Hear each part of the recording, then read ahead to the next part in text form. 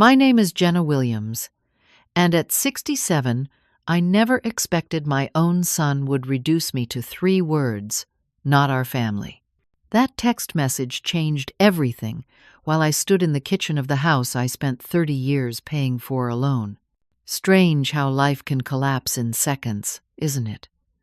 The cruise I wasn't welcome on cost less than my monthly mortgage payment for 2 decades. Before I tell you what happened next, let me know where you're watching from, and subscribe if family stories like mine resonate with you. I grew up in a small Midwest town where everyone knew your business, but also showed up with casseroles when times got tough. My parents worked hard their entire lives. Dad at the local factory and Mom as a school secretary. They taught me that family comes first, hard work pays off, and a dollar saved is a dollar earned. Simple values that shaped my entire life. I met Thomas during my sophomore year of college. I was studying accounting and he was in engineering. We bumped into each other at the library, literally. I dropped my stack of textbooks and he helped gather them. Our hands touched, reaching for the same calculus book, and that was it. 6 months later, we were inseparable. We married in a simple ceremony after graduation. Nothing fancy, just close family, a small church reception, and a weekend honeymoon at a lakeside cabin. We were young and so in love. Those early years were magical despite our tiny apartment and entry-level salaries. We saved every penny for a down payment on a house, dreaming of the family we would build. Andrew came along 3 years later. The moment they placed him in my arms, my world shifted. This tiny human with Thomas's eyes and my stubborn chin became the center of our universe. I cut back to part-time work for 5 years to be with him during those precious early days. Thomas took extra projects to make up the difference in our income. We were a team united in building our dream. When Andrew was 12, Thomas complained about heartburn after dinner. By midnight, I was a widow. The doctors called it a massive heart attack. No warning signs, no chance to say goodbye. Just an ordinary Tuesday that stole my husband and Andrew's father.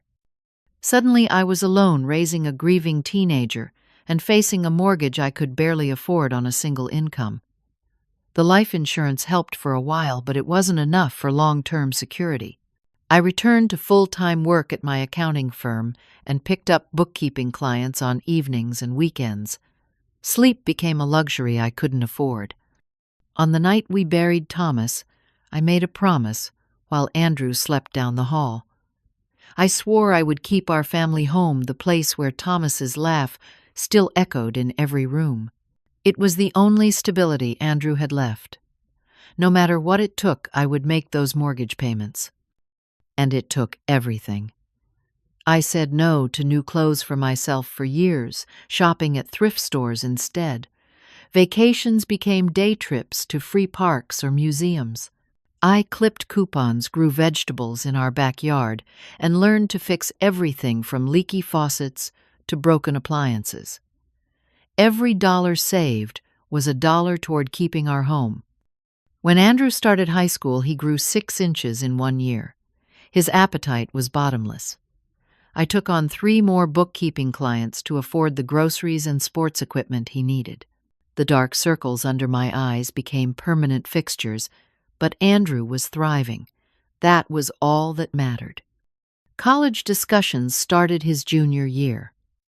Andrew's grades were excellent, opening doors to universities beyond our modest budget.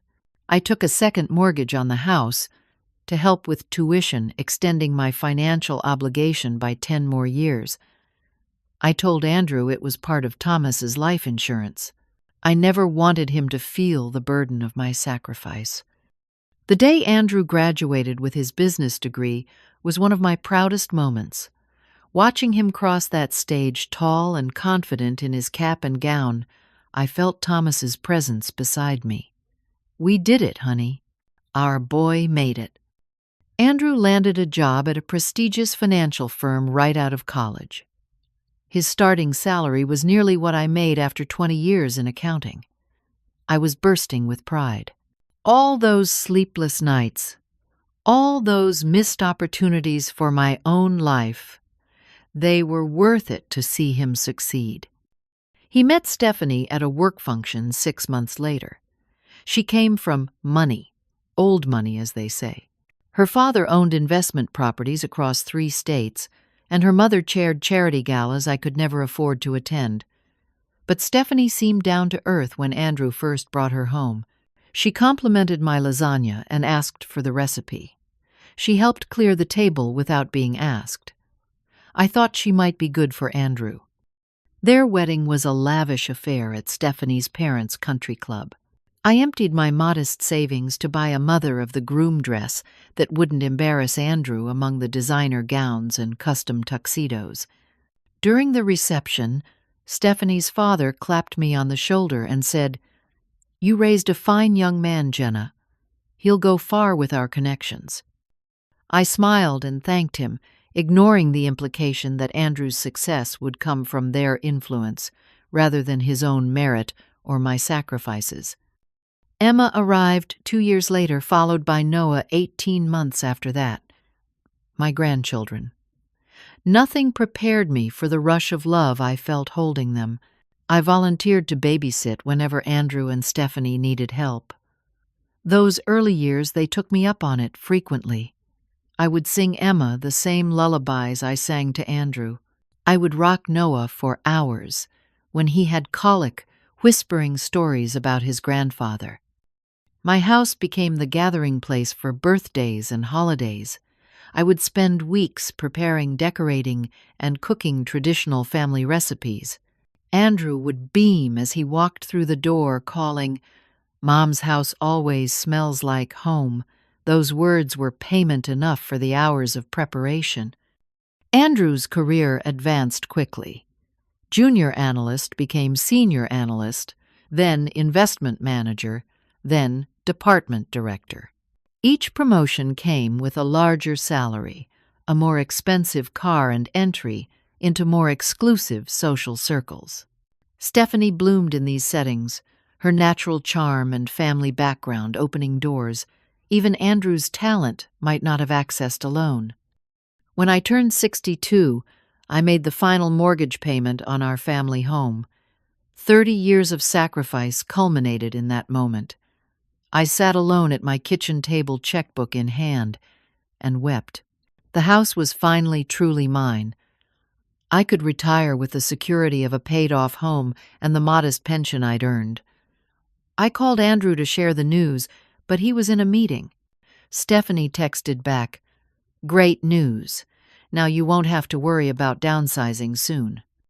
I puzzled over that response, but brushed it aside as awkward congratulations.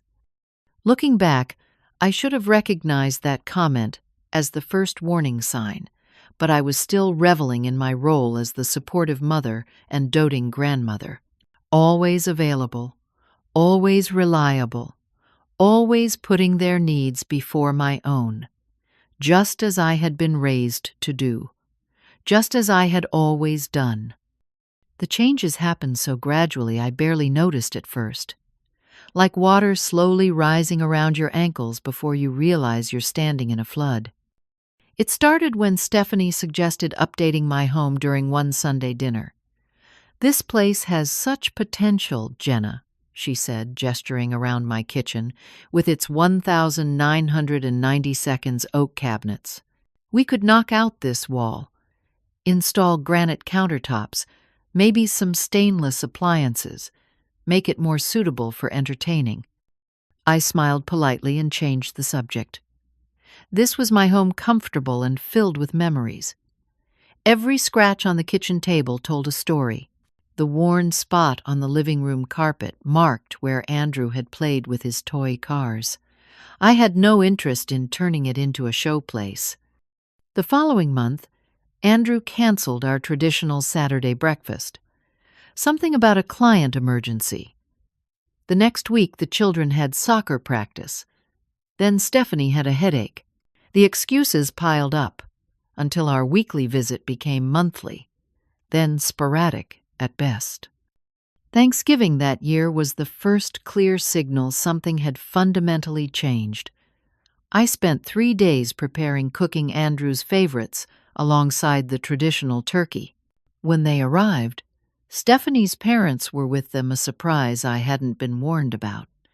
Stephanie immediately took charge, rearranging my carefully set table and instructing me on where her parents preferred to sit. "Mom, could you handle the kitchen?" Andrew asked, not meeting my eyes. "Stephanie wants to catch up with her parents. They haven't seen the kids in weeks." I spent most of that Thanksgiving alone in my kitchen, ferrying dishes to the dining room where conversation flowed without me. As I was loading the dishwasher, I overheard Stephanie telling her mother, "It's sweet how Jenna clings to these outdated traditions. Andrew's trying to help her modernize, but you know how that generation gets set in their ways." I dropped a serving spoon, the clatter, announcing my presence. Stephanie smiled at me, completely unashamed of being overheard. That night after they left, I cried for the first time since paying off my mortgage. Christmas brought another blow. I had carefully selected gifts for Emma and Noah, a handmade quilt for her, and a model train set for him, similar to one Andrew had treasured. When the children opened my presents, Stephanie quickly interjected, "Those are so thoughtful, but we actually got Emma an iPad, and Noah's room is decorated in a sports theme now. Maybe Grandma can exchange these for something more appropriate." The hurt must have shown on my face, because Andrew quickly added, "The kids have so much stuff already, Mom. Don't go overboard next time." More overboard than the mountain of presents from Stephanie's parents, I wondered, but kept silent. The quilts and trains of my generation had been replaced by screens and designer labels. I was becoming obsolete, along with my gifts. As Andrew rose in his company, I noticed his embarrassment about my middle-class background growing more pronounced. At his promotion party, which I was invited to, only after asking directly, he introduced me to his colleagues with a quick, "This is my mother," before steering conversations away from questions about my life or career. Later, I overheard him tell someone, "Mom's generation didn't have the opportunities we have. She did her best with what she had." As if my life had been some sort of consolation prize, rather than a series of conscious sacrifices made for him. Stephanie's comments became less subtle and more frequent. She would touch my hair and say, "We should get you to my stylist. This look is very mature," or glance around my living room and sigh, "All these knickknacks gather so much dust. Modern decorating is about clean lines and fewer personal items." My grandchildren began bringing tablets and handheld games during visits.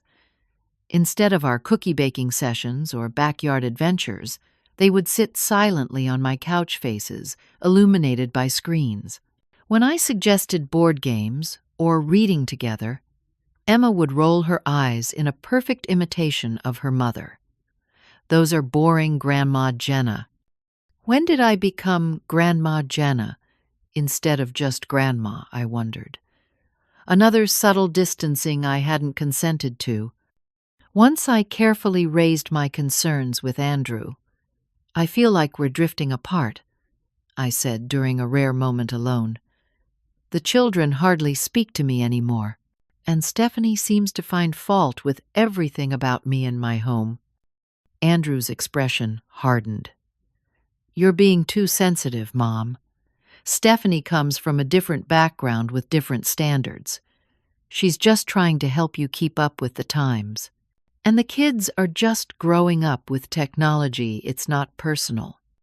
But it felt intensely personal when I wasn't invited to Emma's 8th birthday party, learning about it only through photos posted online, or when I arrived at my own 65th birthday dinner to find they'd reserved a table for 6 instead of 7, leaving me perched awkwardly at the corner while Stephanie's parents occupied the seats of honor.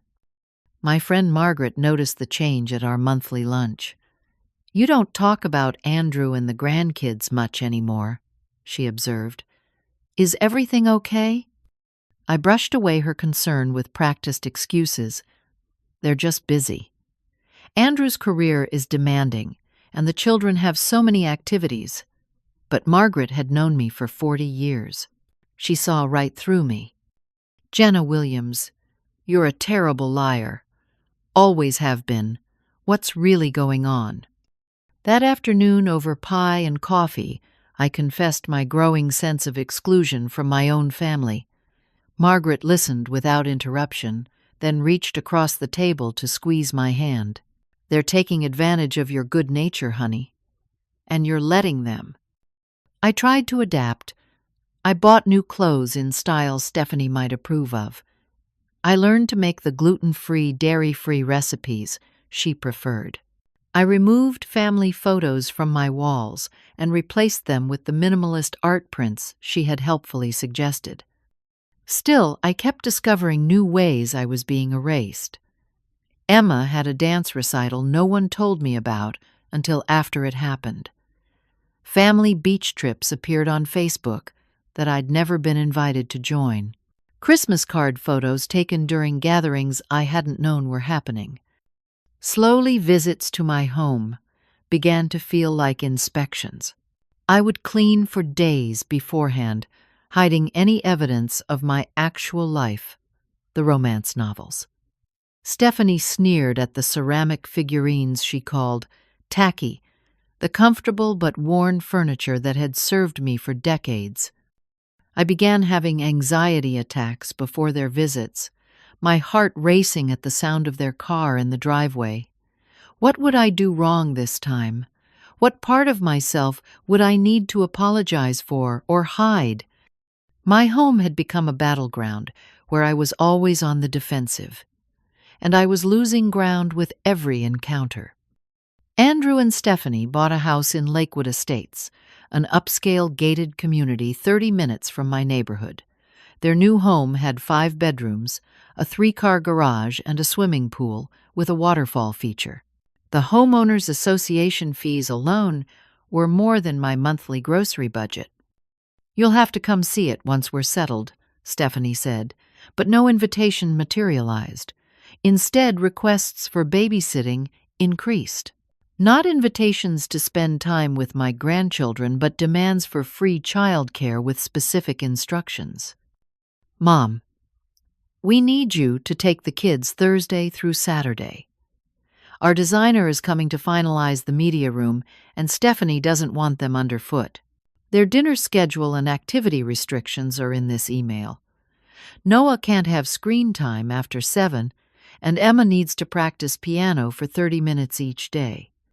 I loved being with my grandchildren, but increasingly felt like an unpaid employee rather than their grandmother. When I attempted to create special memories, baking cookies, or telling stories about their father as a child, they would inform me, "That's not how Mom does it," or "We're not allowed to have that much sugar." Christmas that year was held at their new home. I arrived with carefully wrapped presents that had strained my fixed income. When gift opening began, packages from Grandma Jenna were placed in a separate pile opened last, and with visible lack of enthusiasm. Emma unwrapped the art set I had selected and looked immediately to her mother for guidance on how to respond. "That's thoughtful," Stephanie said with a tight smile. "Put it in the playroom with the craft supplies." Meanwhile, Stephanie's parents, whom the children called Grandma and Grandpa without qualification, presented them with extravagant gifts, designer clothing, the latest electronics promises of trips to Disney World. Noah crawled into his other grandfather's lap and announced, "You give the best presents. You're my real grandpa." No one corrected him. No one even seemed to notice the knife that twisted in my heart. After dinner, I helped clean up while Andrew and Stephanie's father discussed investment strategies in the living room. "Dad's been incredible with our portfolio," Andrew told his father-in-law. "We've nearly doubled our retirement savings with his advice." I froze hands deep in soapy water. Andrew had never asked for my financial input, despite my decades in accounting. Apparently, I wasn't qualified to advise my own son about money matters. It wasn't just financial decisions I was excluded from. At a family dinner a few weeks later, conversation turned to summer plans. Emma was considering a prestigious music camp, and Noah wanted to join a travel baseball team. Opinions were solicited from everyone at the table except me. When I finally offered Noah might enjoy the baseball day camp at the community center, Andrew loved it. At his age, silence fell over the table. Stephanie exchanged glances with Andrew before responding, "We're past the community center phase, Jenna. Noah needs exposure to higher-level coaching if he's going to be competitive." "Competitive? He's 9, I said before I could stop myself. Andrew's expression hardened. "Mom, things are different now. Kids need every advantage we can give them." The conversation moved on my input, dismissed as outdated and irrelevant. I pushed food around my plate suddenly, not hungry. For Noah's birthday party, Stephanie rented an entire indoor sports facility. Dozens of children and their parents attended along with both sets of grandparents. When I arrived, I discovered my seat was at a table near the entrance with distant neighbors and work acquaintances, not with family. "We thought you'd enjoy chatting with Barbara," Stephanie explained. "She's about your age, and her son went to school with Andrew." I didn't know Barbara. I wanted to be with my grandson on his special day, not making small talk with strangers. But I smiled and took my assigned seat, watching from afar as Stephanie's parents helped Noah open gifts and cut the cake. The most painful revelation came during tax season. I had always helped Andrew with his taxes. It was one of the few ways my professional expertise still seemed valued. When I offered that April, he hesitated. "Actually, Mom, we're using Stephanie's dad's accountant now. He has experience with high net worth clients and knows all the best strategies for people in our bracket." The dismissal stung, but what I discovered later hurt far more. While dropping off a birthday gift for Emma, I overheard Andrew on the phone in his home office. "Yes, I've given you power of attorney for healthcare decisions. No, Mom doesn't know yet. It's simpler this way. Yes, financial decisions too. You understand our situation better than she would." My son had given his father-in-law, not me, the right to make medical and financial decisions if something happened to him. The man who had known Andrew for less than a decade was more trusted than the woman who had raised him alone for 20 years. I left without delivering the gift, driving home in a fog of disbelief. When had I become so irrelevant to my only child? The answer came a few weeks later. I arrived early to help with preparations for a barbecue at Andrew's house. Stephanie was upstairs, so I began organizing the serving dishes she'd left on the counter. Opening a drawer to find serving utensils, I discovered a folder labeled Jenna Financial. I shouldn't have looked. I know that. But something compelled me to open that folder. Inside were printouts of my bank statements, property tax assessments for my home, even estimates of my retirement accounts. Notes in Stephanie's handwriting filled the margins. House value increased 15% this year. Potential inheritance now approximately $400, 000, and monthly. Social Security not enough for assisted living, will need to sell house. They were calculating my worth to them, planning for my eventual incapacitation and death, viewing my home, the one I'd sacrificed everything to keep, as their future windfall. I returned the folder and stepped away from the drawer hands, trembling. When Stephanie came downstairs, I claimed a headache and left before the party began. That night, Andrew called, irritated. "Mom, what happened?" "Stephanie says you just took off without explanation." "I wasn't feeling well," I said, unable to admit what I'd found. "You could have given us more notice. Stephanie had to handle all the party prep herself." No concern for my health. No offer to check on me later. Just annoyance at the inconvenience my absence had caused. "I'm sorry," I said automatically, the words hollow. "Just try to be more reliable next time," he replied before hanging up. The following week, I was helping Emma with homework while Stephanie took a phone call in the kitchen. "The house has great bones," I overheard her saying. "Once we renovate after she's gone, it'll be perfect for a rental property. The neighborhood is gentrifying, and we could easily get twice the current mortgage value." She was talking about my house, planning its future without me in it. Easter brought another painful milestone.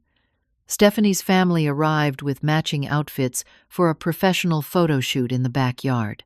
No one had mentioned pictures to me. I was wearing an old cardigan and comfortable slacks, clearly not photo-ready. "Oh, these are just family portraits for my parents' anniversary," Stephanie explained when she noticed my confusion. "We'll do extended family photos another time." But there was no another time. I watched from the patio as my son, his wife, their children, and her parents posed as a complete family unit. I was explicitly excluded from the definition of family that day. Afterward, Andrew grabbed a beer and joined his father-in-law by the grill, leaving me to help Stephanie in the kitchen. As I arranged deviled eggs on a serving platter, Stephanie remarked to her sister on the phone, "It's so convenient having help that doesn't need to be paid. Though I do wish she'd used the organic mayonnaise instead." I was staff now. Unpaid labor. A convenience. That night, after returning home, I sat on my bed and sobbed until no more tears would come. The home I had preserved for Andrew now felt like a mausoleum of forgotten sacrifices. The family I had dedicated my life to was slipping away, or perhaps had already gone. In their eyes, I had been reduced to two things: free childcare and a future inheritance. The woman who had raised Andrew, who had loved him more than her own life, who had given up everything to secure his future, that person no longer seemed to exist for them. Summer arrived with whispered conversations and excited planning. I noticed Andrew and Stephanie huddled over laptop screens that quickly closed when I entered the room. Emma mentioned something about swimming with dolphins before Stephanie hushed her with a pointed look. They were planning a vacation, a big one from the sounds of it. As the person who had often been asked to watch the house or care for pets during their trips, I expected to be informed eventually. Instead, the secret planning continued for weeks. Finally, during a Sunday dinner at their home, Noah broke the silence. "Daddy, will there be kids my age on the cruise ship?" Stephanie's fork clattered against her plate. Noah. That was supposed to be a surprise announcement for dessert. "Sorry," he mumbled, but the cat was out of the bag. "We're taking a family cruise to the Caribbean," Andrew explained, his enthusiasm obvious. 10 days, 5 islands, all inclusive. The ship has water slides, rock climbing walls. Broadway shows everything the kids could want. "That sounds wonderful," I said, genuinely happy for them.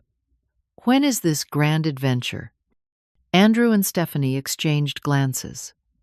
Last 2 weeks of July, he finally answered. Stephanie's parents booked connecting suites for all of us. The kids are beyond excited. My heart lifted. A family vacation was exactly what we needed to reconnect. I had a modest savings account earmarked for someday. Perhaps this was that day. That sounds amazing. I'd love to contribute toward the expenses. It would be so special to experience this with Emma and Noah. Silence fell over the table. Andrew studied his plate while Stephanie cleared her throat. It's actually all arranged already. My parents handled the bookings as their gift to us. I understand, but I'd still like to pay my own way, I persisted. I've never been on a cruise, and spending that time with all of you would be priceless to me. We'll see, Mom, Andrew said vaguely. It's complicated with the bookings and cabin arrangements. Let's talk about it later. But later never came. The subject was deftly changed, and despite my attempts to return to it, the cruise discussion was closed. At home that night, I pulled out my laptop and researched Caribbean cruises. The prices were substantial but not impossible. I had been saving for years, skipping haircuts, buying store brands, wearing clothes until they wore out. For a chance to rebuild my relationship with my grandchildren, no amount seemed too great.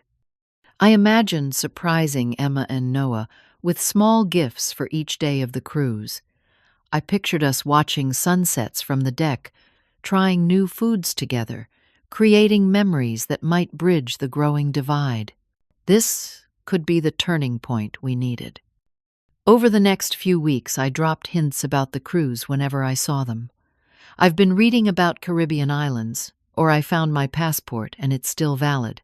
Each comment was met with vague acknowledgments or subject changes. At a family dinner in early June, cruise plans were discussed, openly excursion options, dinner reservations, shore activities.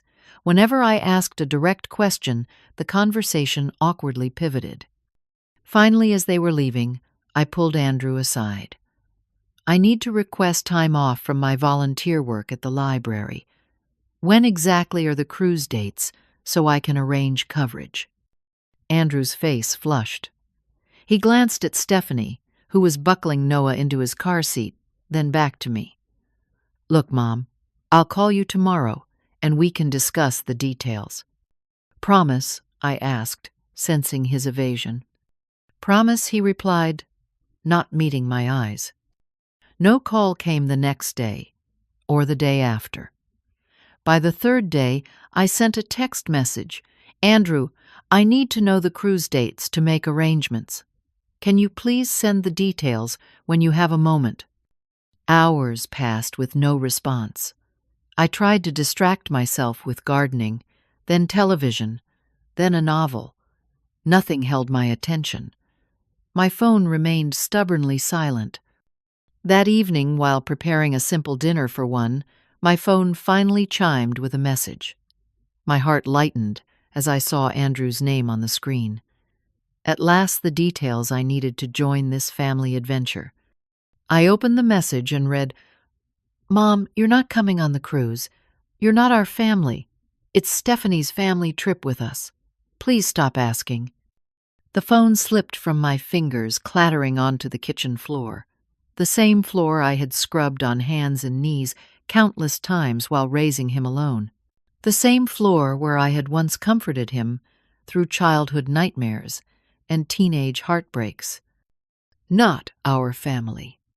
3 words that erased a lifetime of sacrifice and love.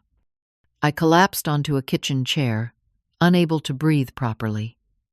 Physical pain radiated from my chest as if I'd been struck. Is this a heart attack? I wondered distantly. Is this how Thomas felt at the end? But it wasn't my heart failing. It was breaking. Decades of memories flashed before me. Andrew's first steps across this very kitchen, teaching him to ride a bike in the driveway.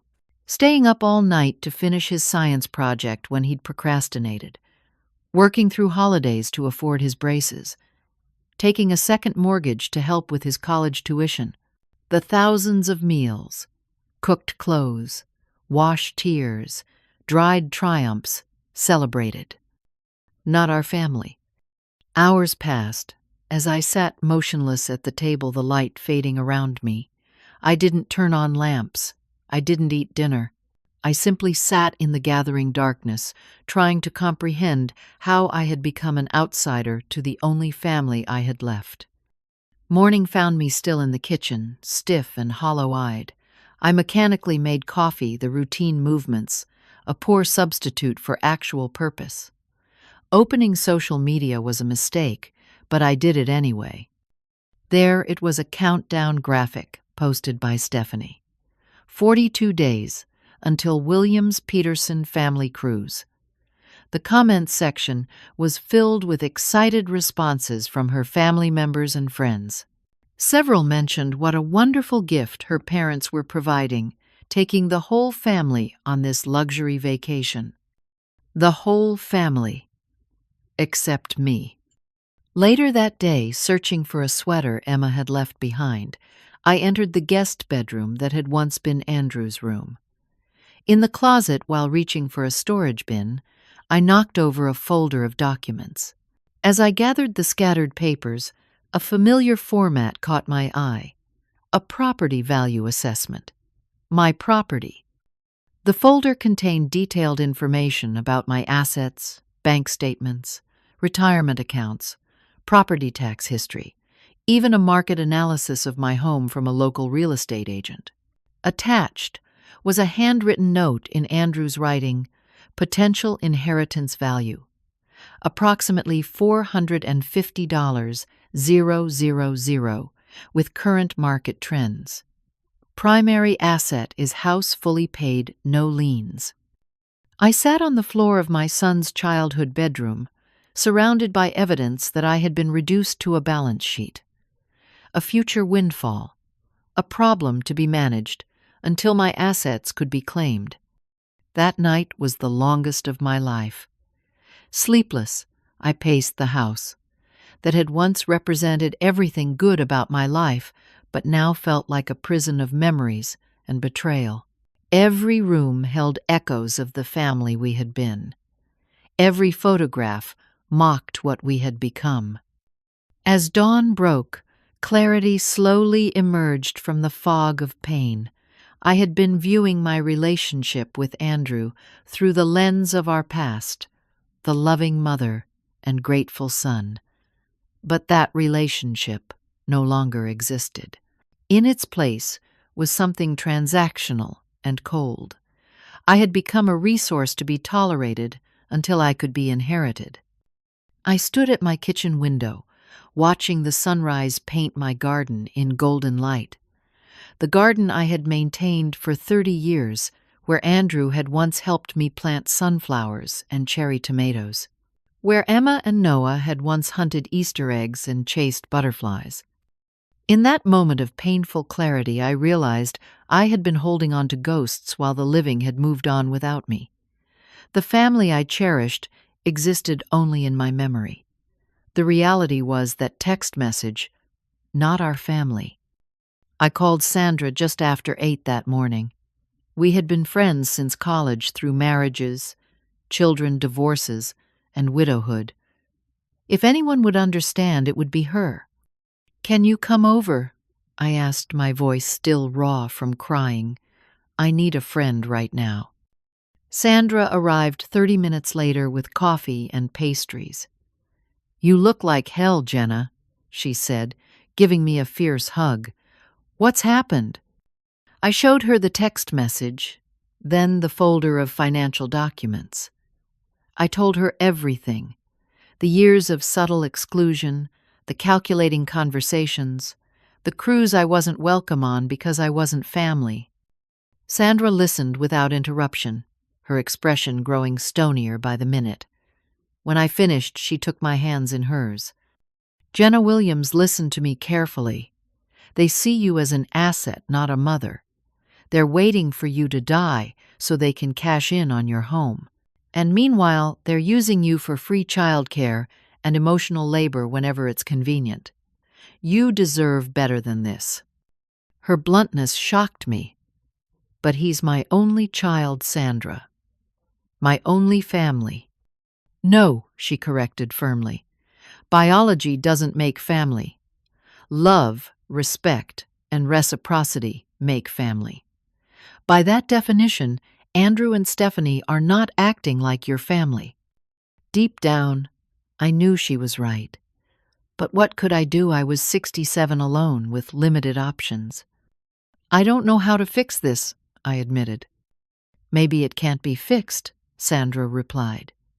"Maybe instead of trying to repair what they've broken, you need to build something new for yourself." The next day, I called my financial advisor, Martin, who had helped me navigate widowhood and retirement. "I need to understand my true financial position," I explained. "What are my options if I wanted to make a significant life change?" Martin reviewed my accounts, property values, and retirement funds. "Jenna, you're in a surprisingly strong position. Your house has appreciated significantly. The neighborhood has become highly desirable. Properties like yours are selling for triple what you paid originally. And if I sold, I asked the possibility forming in my mind for the first time. After capital gains exclusions, you'd have a substantial sum to reinvest. Enough to purchase a smaller property outright and still maintain your retirement nest egg. What are you considering?" I wasn't sure yet, but possibilities were unfolding. "I need to think about it." "Thank you, Martin."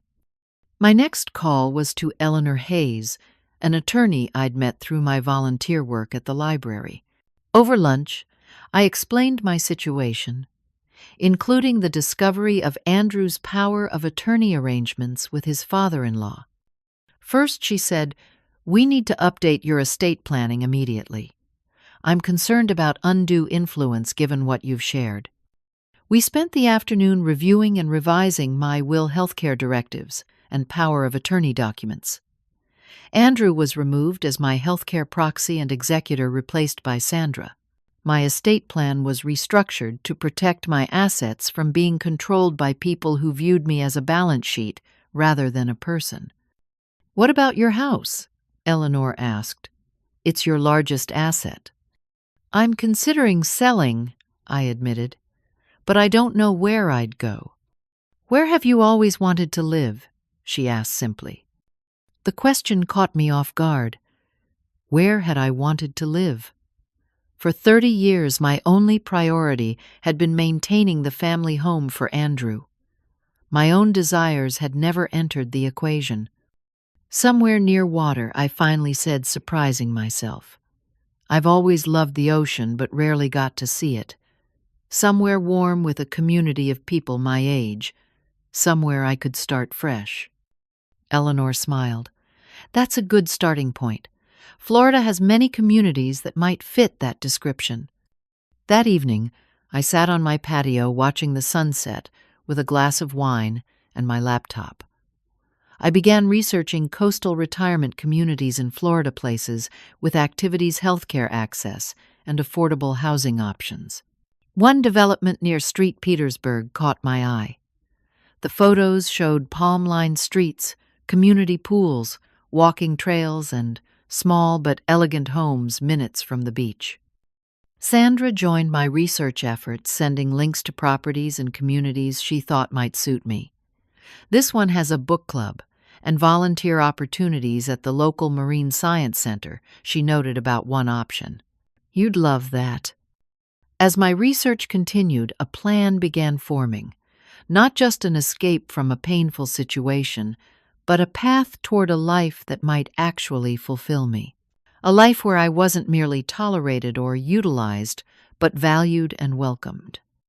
Looking at family photos one evening, I traced Andrew's face from childhood to adulthood. "I deserve better than this," I whispered, echoing Sandra's words. And so did that little boy who once loved his mother. Over the next few weeks, I created a detailed plan with timelines and financial projections. I discussed options with Martin, ensuring my retirement savings would remain secure. I researched healthcare providers in Florida and connected with community resources that might ease my transition. I visited my bank and established new accounts. Andrew couldn't access transferring my savings gradually to avoid raising alarms. I gathered important documents, birth certificate, social security card, insurance policies, and stored them in a safe deposit box rather than my home office. With each step, I felt a strange combination of grief and liberation. I was mourning the family bonds I had believed in, while simultaneously freeing myself from the painful reality of what those bonds had become. There were moments of doubt, of course. Late at night, looking through old photo albums, I would question whether I was overreacting. Was one thoughtless text message worth upending my entire life?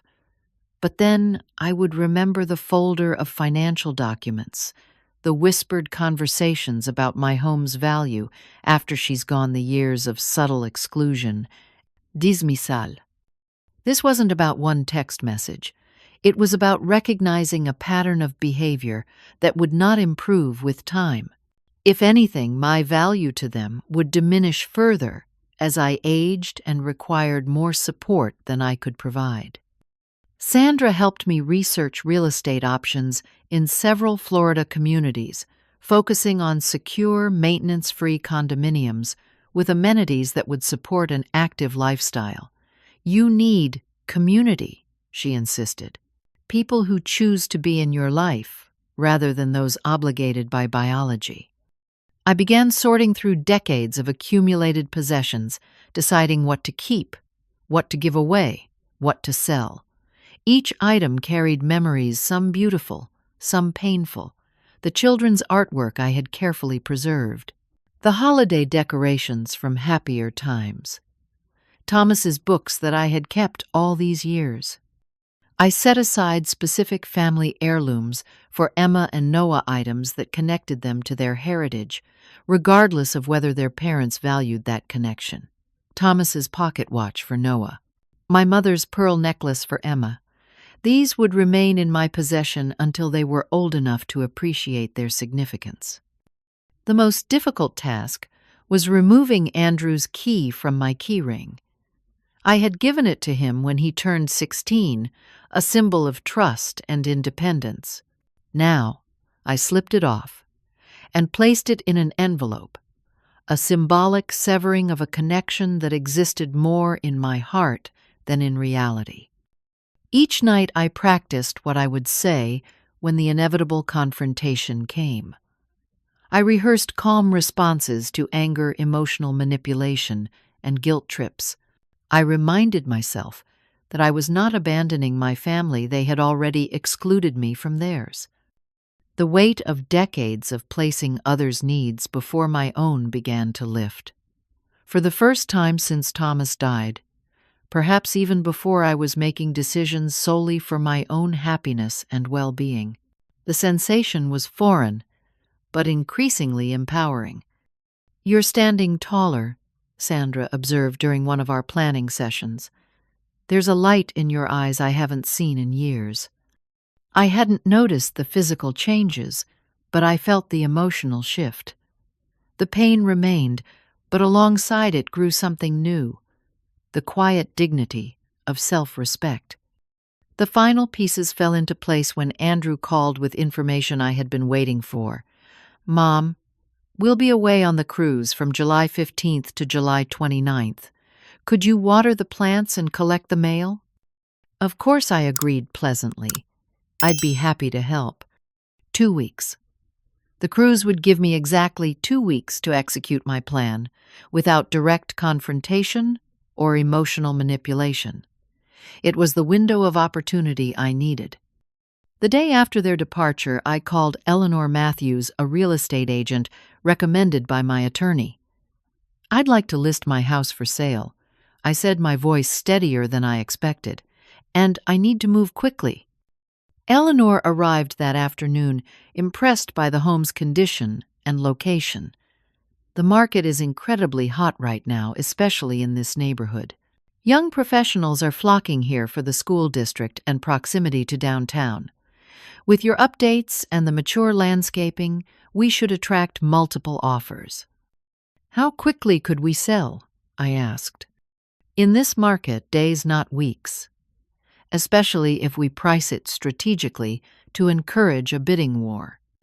We settled on an asking price that seemed almost unbelievable to me, nearly 4 times what Thomas and I had paid 30 years ago. Eleanor suggested minimal staging professional photography and a listing that would go live the following morning. "Are you sure about this timeline?" she asked kindly. "Most people take months to prepare for such a significant move." "I'm sure," I replied. "It's time." The listing went live at 9 the next morning. By noon, Eleanor had scheduled 11 showings for the following day. By evening, 3 buyers had requested private viewings, immediately unwilling to wait. I spent that night in a hotel, giving Eleanor free rein to show the house to eager buyers. The next morning, she called with news that left me breathless. "We have 7 offers, all above asking price. 2 are cash with no contingencies. The highest is $20,000 above asking, with a flexible closing date and a personal letter about how much they love your garden." I chose the cash offer from a young couple expecting their first child. They could close in 2 weeks and were flexible about my moving timeline. Something about continuing the home's legacy as a place where a child would be raised felt right. With the house sale in motion, I turned to finding my new home. Sandra and I had narrowed the options to 3 beachside communities in Florida. Using virtual tours and detailed conversations with realtors, I focused on a small but elegant condominium in a secure building with ocean views. "I can't believe I'm buying a home I've never seen in person," I told Sandra during a video call walkthrough with the Florida realtor. "It's called taking a leap of faith," she replied. "Something you've never done for yourself before." The purchase offer was accepted the same day, with closing scheduled to align with my home sale. The pieces were falling into place with an ease that felt almost like divine intervention. Next came the logistics of moving. I hired a reputable moving company for my essential furniture and personal belongings. The rest, decades of accumulated possessions, I sorted for donation sale or disposal. Each day, another section of the house was emptied, another truckload taken away. Watching my home of 30 years being systematically dismantled was both painful and liberating. The empty spaces echoed with memories, but also breathed with possibility. I was not just leaving a house. I was leaving behind the person I had been obligated to be for others. In the midst of packing, I wrote a letter to Andrew. I rewrote it a dozen times, struggling to find words that expressed my pain without seeking to inflict it in return. The final version was simple but honest. "Andrew, by the time you read this, I will have moved to begin a new chapter of my life. The house has been sold to a lovely young couple who will make their own family memories here. I want you to know that I have loved you every day of your life from the moment I first held you in my arms. That love has not diminished, even as our relationship has changed. Your text message, 'You're not our family,' forced me to recognize a truth I've been avoiding for years.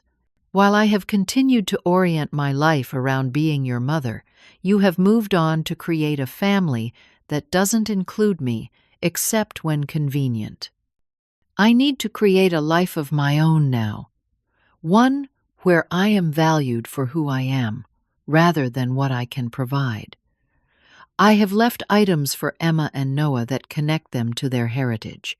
I hope someday they will want to know the grandmother who loves them. My contact information is enclosed. The decision to maintain a relationship now rests with you.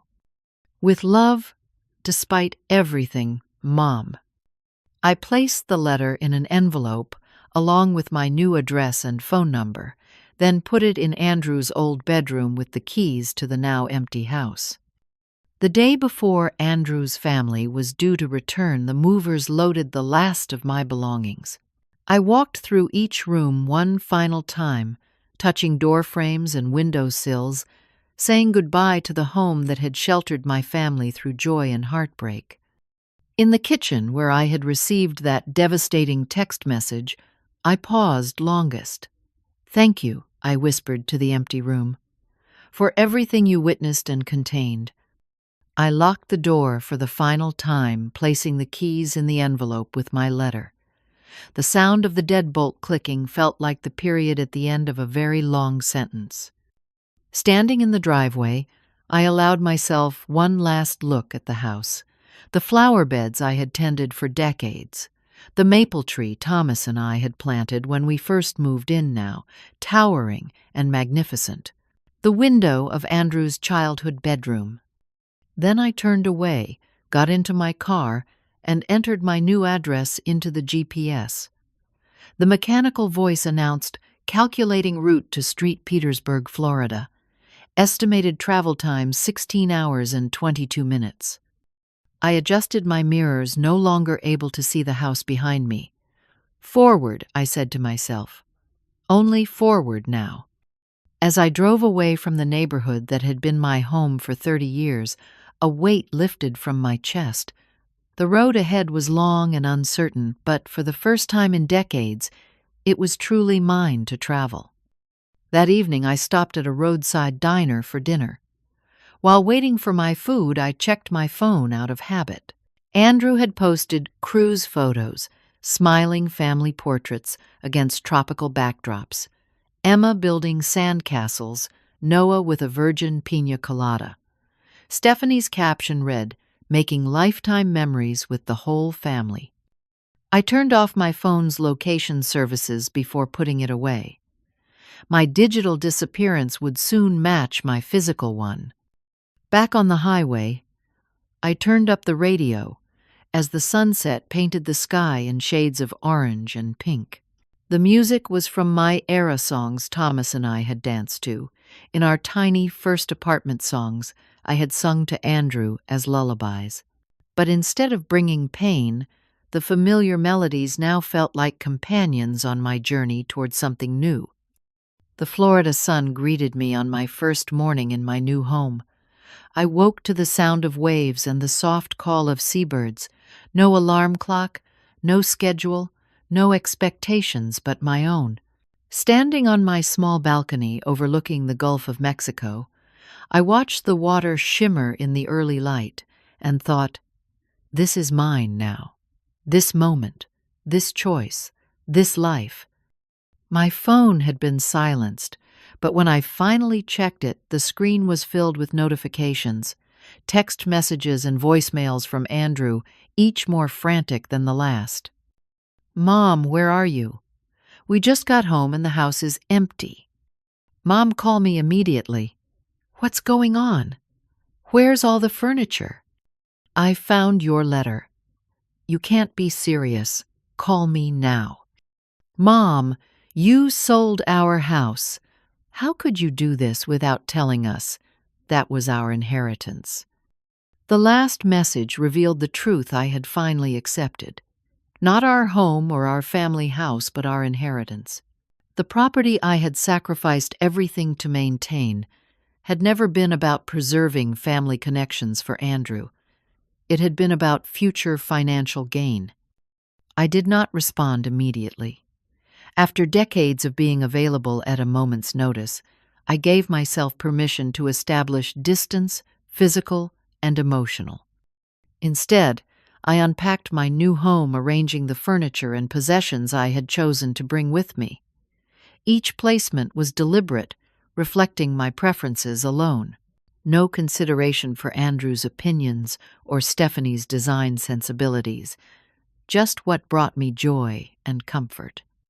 That afternoon, I attended a welcome breakfast at the community clubhouse. Nervous but determined, I introduced myself to neighbors who greeted me with genuine warmth. Many were transplants, like me, seeking sunshine and community in their retirement years. "I'm Jenna, just moved from Missouri," I said again and again, practicing this new identity. Jenna, the individual, not just Andrew's mother, or Emma, and Noah's grandmother. A walking group that met daily on the beach invited me to join them. The book club had an opening. The community theater needed volunteers. Possibilities unfolded before me, like the waves rolling onto the shore, constant refreshing, full of life. After 2 weeks of settling in, I finally composed a brief email to Andrew. I am safe and well in my new home. The proceeds from the house sale have secured my retirement, and I am building a new life here. I understand you're upset about my decision. It was made after years of being increasingly marginalized in your life, culminating in being told explicitly that I am not part of your family. I hope in time you will understand that I needed to create a life where I am valued rather than merely tolerated. My door remains open if you wish to build a healthier relationship based on mutual respect. His response came within minutes, angry, accusatory, laced with guilt tactics. I had abandoned them. I had stolen their inheritance. I was being selfish and dramatic. Didn't I care about my grandchildren? I read it once, then closed my laptop without responding. His words no longer had the power to devastate me. The Jenna who would have apologized, who would have accepted blame to restore peace at any cost to herself, she had been left behind in that empty house. The first holiday season alone tested my resolve. Thanksgiving approached with no family table to prepare no grandchildren to spoil. I had anticipated the loneliness and planned accordingly, accepting an invitation to a community Thanksgiving potluck. There, surrounded by neighbors who were rapidly becoming friends, I discovered something unexpected: genuine inclusion. People asked about my opinions, listened to my stories, valued my contributions. The contrast with my previous holiday experiences was both painful and illuminating. Barbara, a fellow widow who lived 2 doors down, became a particular friend. "We're sisters in starting over," she declared, when we discovered we had both made dramatic life changes after loss. Her husband had died 3 years earlier, and rather than moving in with her daughter as expected, she had bought her condo and learned to paddleboard at 69. "Family is wonderful," she told me over coffee on my balcony, "but it can't be your only source of identity or connection. That's too much pressure on them and too limiting for you." Her wisdom helped me navigate the complex emotions that surfaced as I built my new life. The grief over what I had lost, the anger over years of diminishment, the fear that I had irrevocably damaged my relationship with my grandchildren, the doubt about whether I deserved happiness after abandoning my family role. 3 months into my Florida life, I found purpose beyond personal healing. The community literacy program needed volunteers to help adults learning English as a second language. My accounting background proved useful to the local women's shelter, which needed help with financial management. Slowly, I was weaving myself into a community fabric where my contributions were valued. Andrew's attempts to reconnect continued, though the tone evolved over time. Initial anger gave way to confusion, then to tentative reconciliation, attempts always on his terms. "We could visit at Christmas, if you'll pay for the flights," he suggested in one email. "The kids miss you." I responded with gentle but firm boundaries. "I would love to see you and the children. However, I can't afford flights for everyone. Perhaps we could split the cost, or you could visit during your spring break when fares are lower." He declined. Our communication settled into occasional text messages and monthly video calls that felt more like obligations than connections.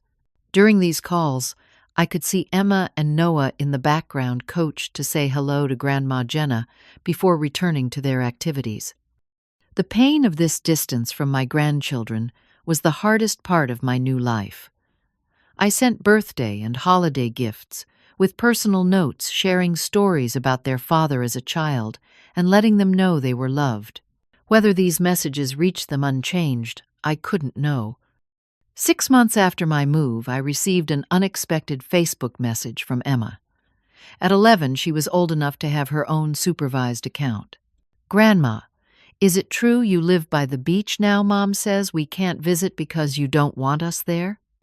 My heart contracted at this manipulation. I responded carefully, "I would love nothing more than to have you visit Emma. My home has a guest room ready for you any time.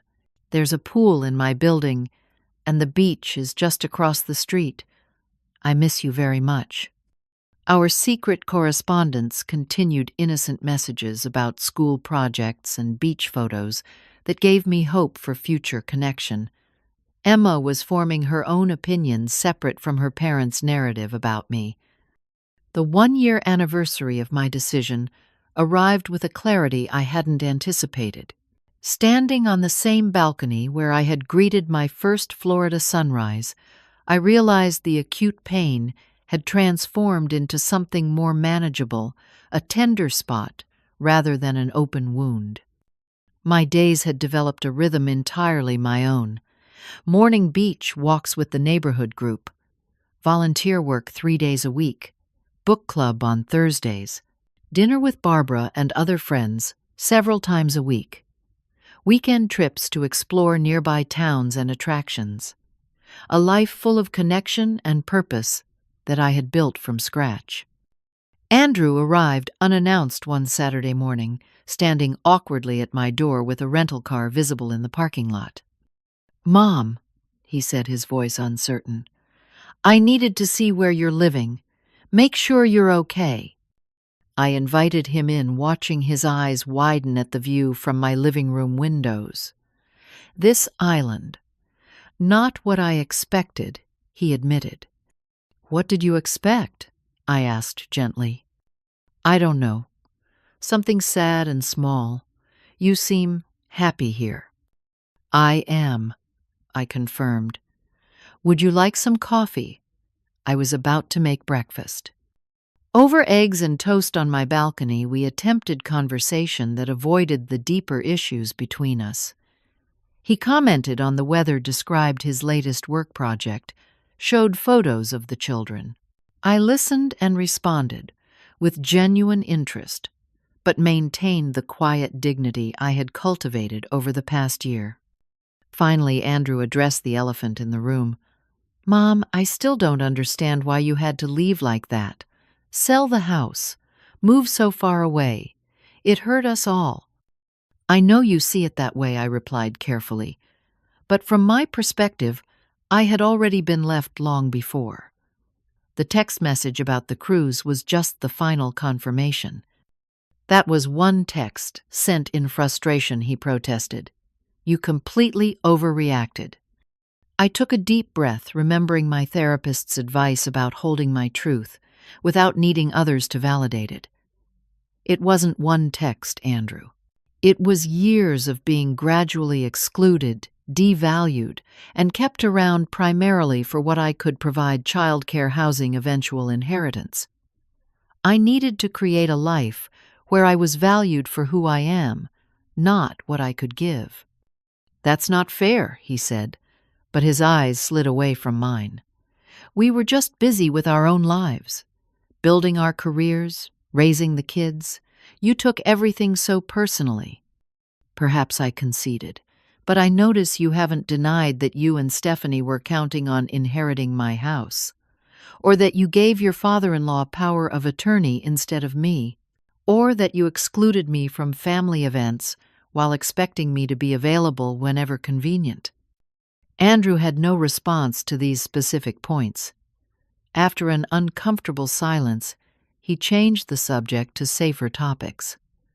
Before leaving, he asked if he could bring the children to visit during their next school break. "I would love that," I said sincerely. "They are always welcome here."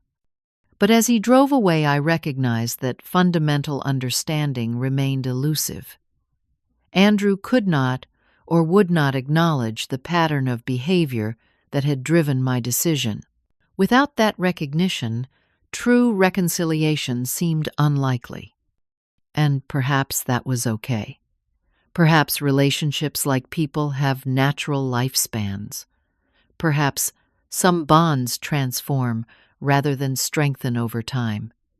Perhaps letting go of expectations was its own form of freedom. 2 years into my Florida life, I received a graduation announcement from Emma. She had made honor roll and was headed to college in the fall. The handwritten note enclosed read, "Grandma Jenna, I'm applying to universities in Florida. Maybe we can finally have that beach day you promised. Love, Em." A small opening, a tender shoot of possibility. Not the relationship I had once envisioned, but something authentic growing in its place. Looking back on my journey from that devastating text message to my life today, I recognize that the hardest lesson was learning that family is defined by love and respect, not obligation or blood. That my worth is inherent, not determined by what I can provide to others. That it's never too late to draw boundaries, to expect better, to create joy. The house I sold represented 30 years of sacrifice made out of love. But love without respect becomes a prison for both parties. By walking away, I freed not only myself, but Andrew, as well, from expectations, from obligations, from patterns that diminished us both. Today, my life is filled with chosen connections, friends who seek my company for the pleasure of it, volunteer work that values my contributions, a community that embraces me as I am. The beach I watch from my window each morning reminds me daily that life, like the ocean, continues to renew itself long after we think its possibilities have been exhausted. What would I tell others facing similar painful family dynamics? Trust your worth enough to expect respect.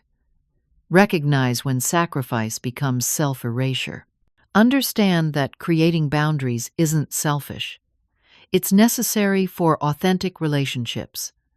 And know that it's never too late to begin again. Have you ever had to make a difficult decision to protect your self-worth? Did you struggle with guilt afterward? Share your experience in the comments. Your story might help someone else find the courage to value themselves. And if this story resonated with you, please like and subscribe for more real-life journeys of resilience and reinvention.